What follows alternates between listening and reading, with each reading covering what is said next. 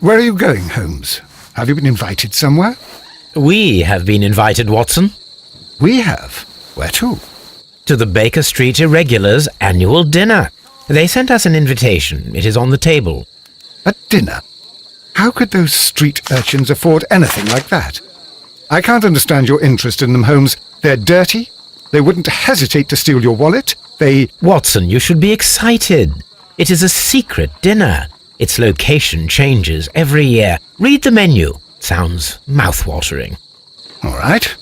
We, the secret police of Baker Street, invite you, Sherlock Holmes, and Dr. Watson to our annual dinner. Menu, entree, frozen rat head salad. Is this a joke? Not at all. Pray continue. Main course, sow's udder in Danny Nutcracker's way. Sounds disgusting, Holmes. Hedgehog goulash. Street turnips in homemade juice.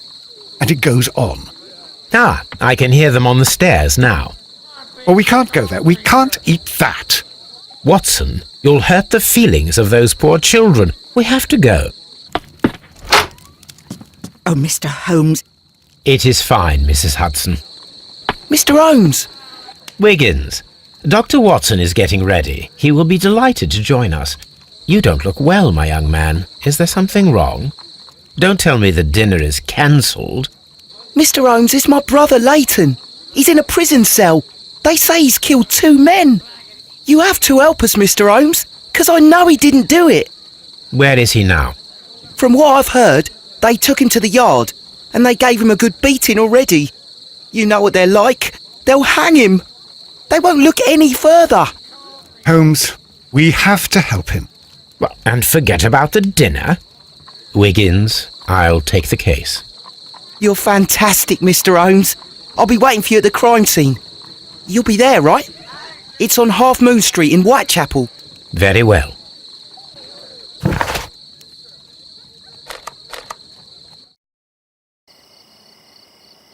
Holmes, poor little Wiggins needs our help.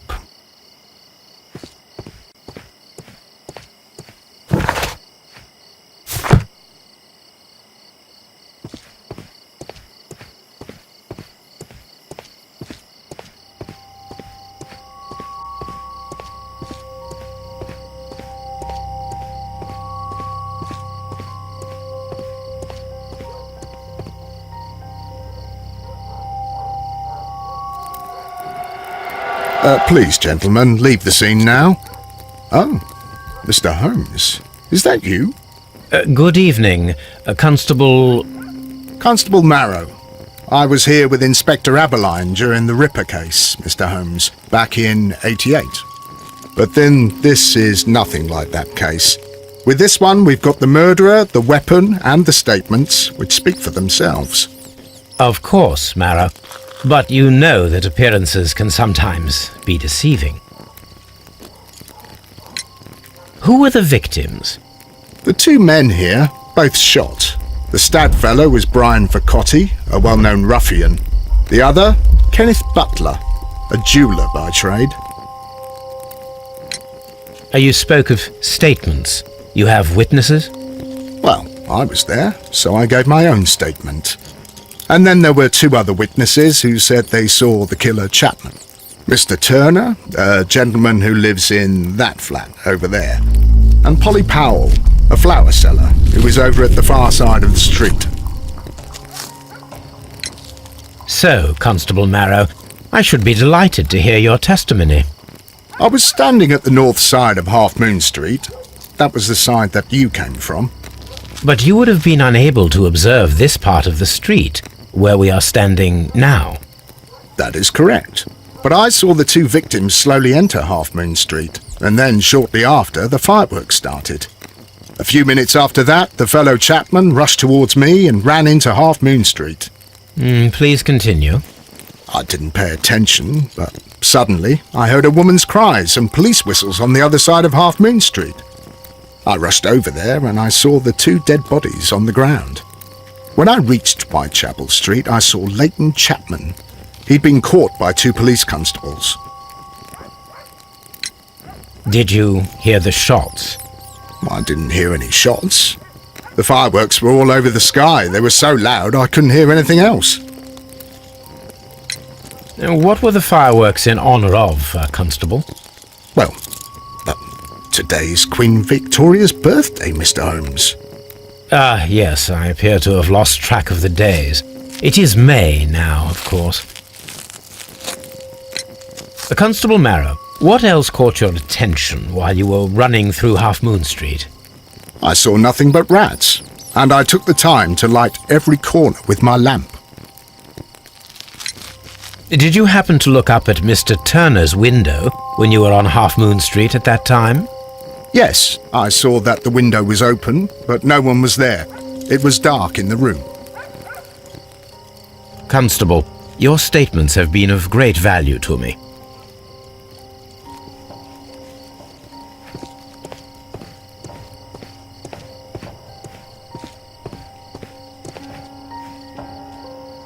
Good evening, Mr. Turner. I heard Constable Marrow reply to you as Mr. Holmes. Are you that detective gentleman? I've heard of you. And well, I know things about this evening. Excellent. Might we hear your story? Could you tell us everything that you may have seen or heard? I was already in bed when the fireworks started. A few moments after, I clearly heard 2 gunshots from outside. Please continue. I quickly got up and I grabbed the lamp from my nightstand and I rushed towards the window. I looked down and I saw 2 bodies. And there was a man with a gun who was standing nearby. Where exactly? Well, near this body. Did he notice you? I don't think so. He rushed towards Whitechapel Street without looking around.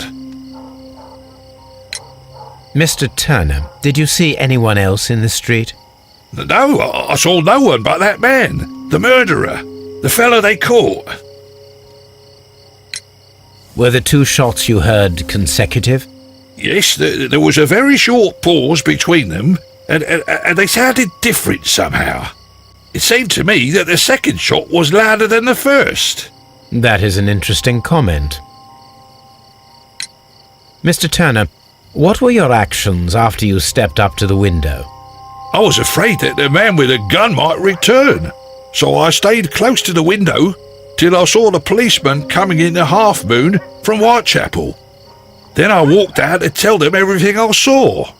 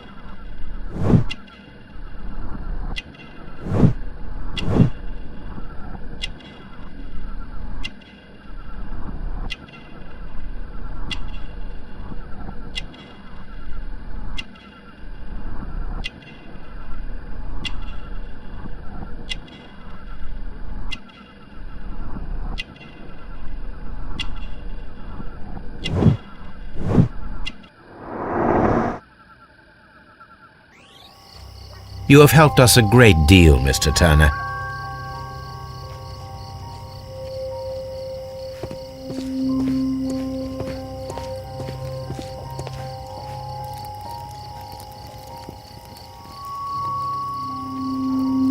The bullet struck his head. This man didn't stand a chance.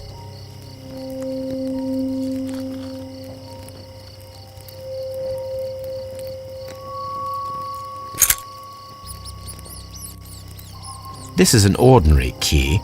I wonder what kind of door it opens.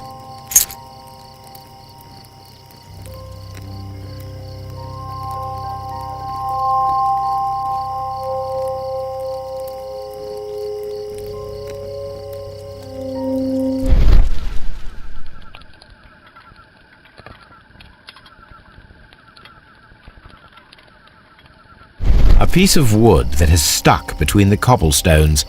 Let us take a closer look.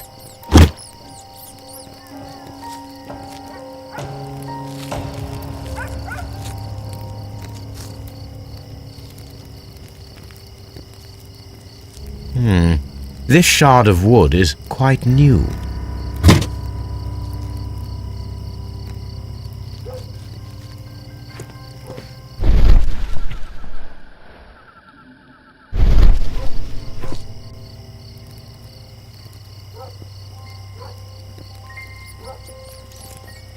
Brian Vercotti suffered greatly. What a terrible way to die.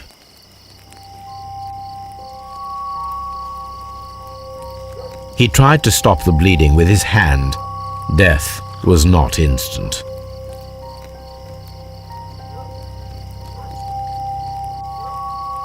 The bullet penetrated his stomach, a dreadful wound.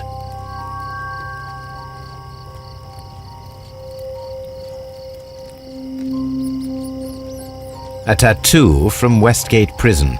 Vercotti must have done some time there.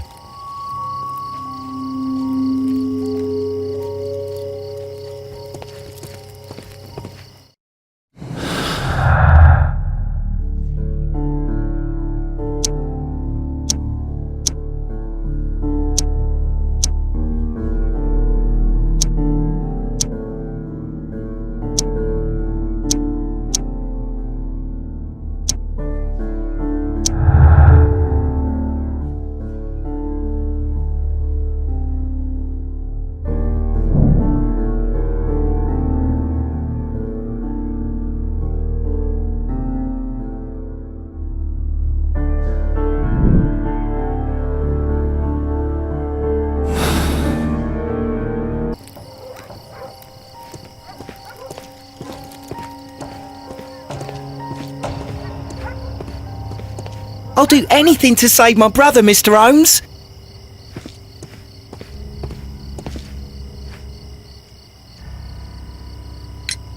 Mr. Turner, you have stated that you remained close by your window after the crime, is that correct? Oh, yes, Mr. Holmes. I stayed at my window until the policeman arrived to examine the dead bodies.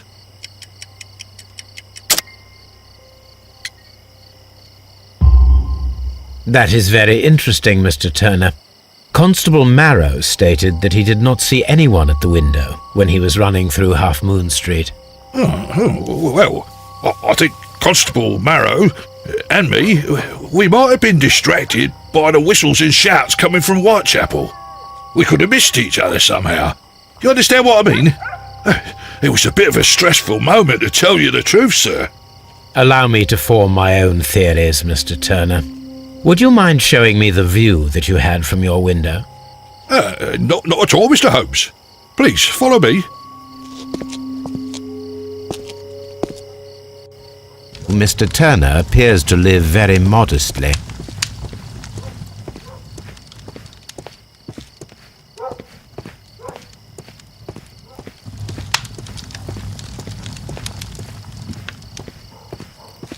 Anything else you would like to know, Mr. Holmes?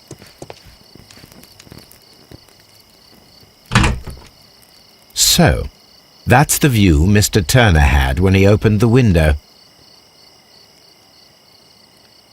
Brian Vercotti's contorted corpse. The dead body of Kenneth Butler.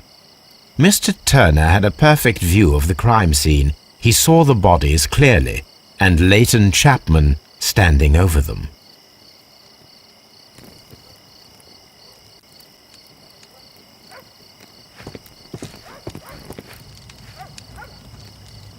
This kitchen knife is quite sharp.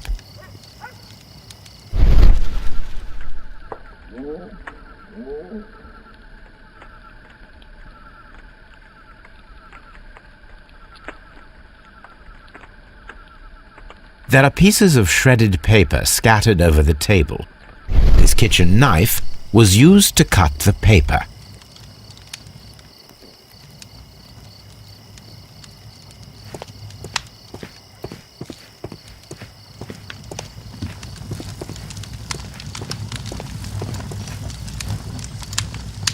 This fire is dying out. It was last tended to over an hour ago.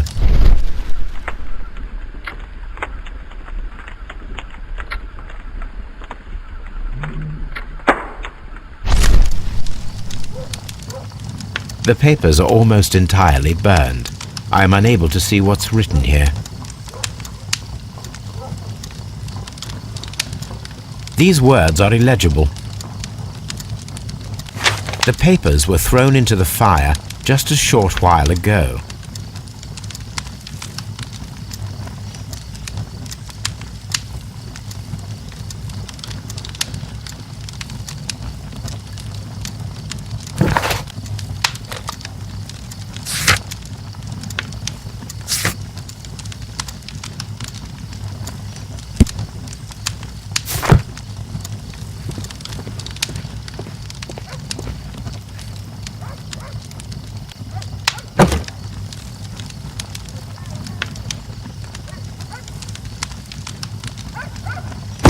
A perfect match. So, Mr. Turner broke his stick when it became stuck between the cobblestones. He did not mention that he was so near to the victims. So, the books on this shelf are in a mess. It looks as though Mr. Turner was trying to find something in a hurry here a short while ago.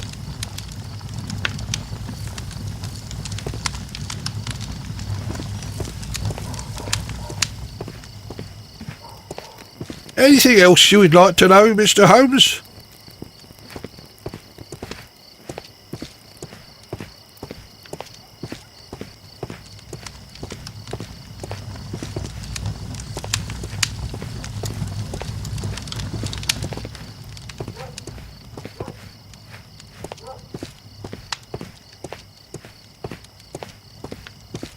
Mr. Turner was roused from his bed by the sound of gunshots.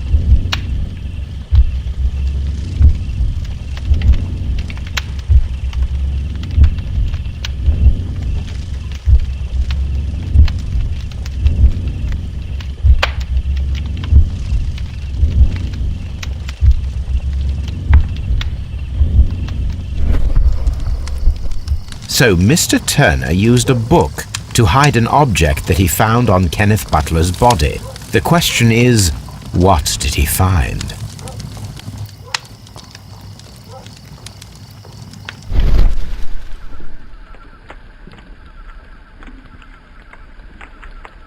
I can see prints from greasy fingers upon the cover of this book.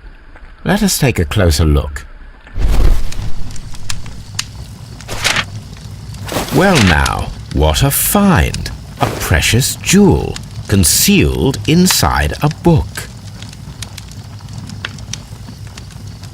A bracelet with a unique ram's head design, a distinctive feature of ancient Grecian artifacts, probably of the Hellenistic era.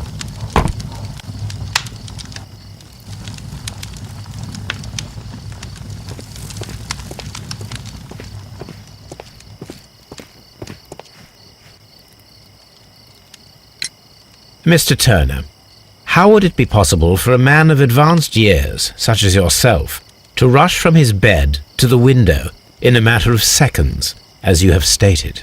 Well, I'm able to move very quickly, despite my age. And when the situation requires it, Mr. Holmes.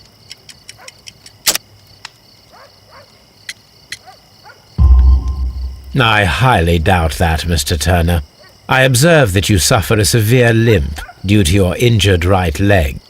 It would have taken at least 10 seconds for you to approach the window. That means you could have easily missed something or someone in Half Moon Street during that time.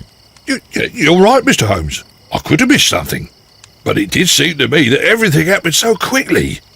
Time can pull tricks on you.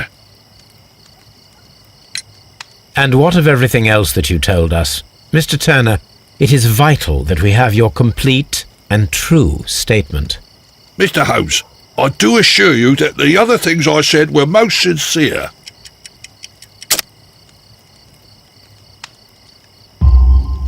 Mr. Turner, you were not sincere with me. Not then, and not now. But Mr. Holmes... This, Mr. Turner, does not look like anything that a poor man might possess. It is worth more than the home that you live in. I can explain. No, merely correct me if I am wrong. You saw Leighton Chapman through the window, but you also noticed a glittering object on the ground, this precious jewel. You walked down and took the bracelet from the body of Kenneth Butler, and when you heard the whistles, you hurried away. That broke your walking stick. It caught fast between the cobbles.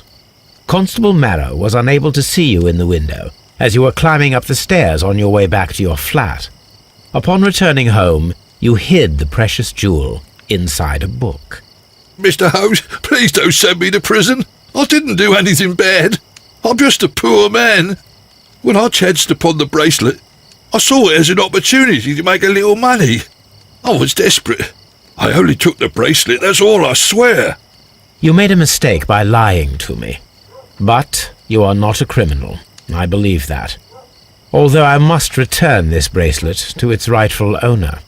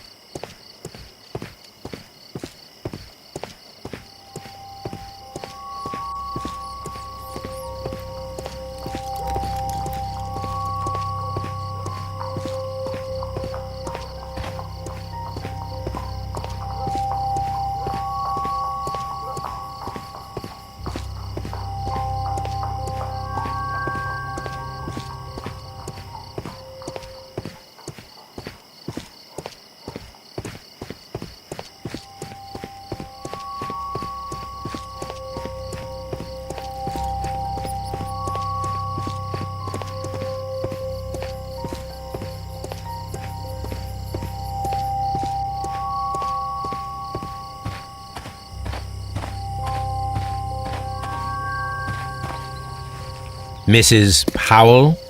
What do you want? My name is Sherlock Holmes. I'm assisting the police with their investigation of the crime that took place this evening. Well, I've already gave my testimony, but very well. Could you tell us everything that you may have seen or heard? Yes, I was selling my flowers as usual, and then the fireworks began, in honour of Queen Victoria. I enjoyed those. But then, all of a sudden, a young lad ran out of Half Moon Street and stopped just by me. He had a gun in his hand. He was like a ghost, and all covered in blood. It was dark, but I could see him, because of the flashes from the fireworks. And then? I screamed as loud as I could. I knew that a policeman should be on duty in the vicinity. He had no time to escape. 2 constables got him. Then another constable came out from the very same street, and I heard him talking of a horrible murder. Mrs. Powell, did you hear the gunshots? I'm not sure. You know, what with the fireworks? Did you see anyone else leaving Half Moon Street, prior to or at the time of the crime? No, sir, I did not. Even with all the fireworks, I was very attentive, as I'm always on the lookout for customers. My thanks to you, Mrs. Powell.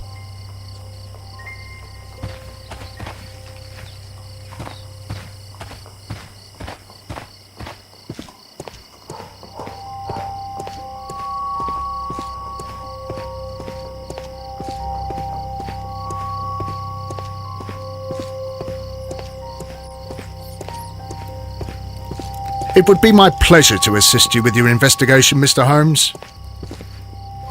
I'm always wondering what's on your mind, Holmes.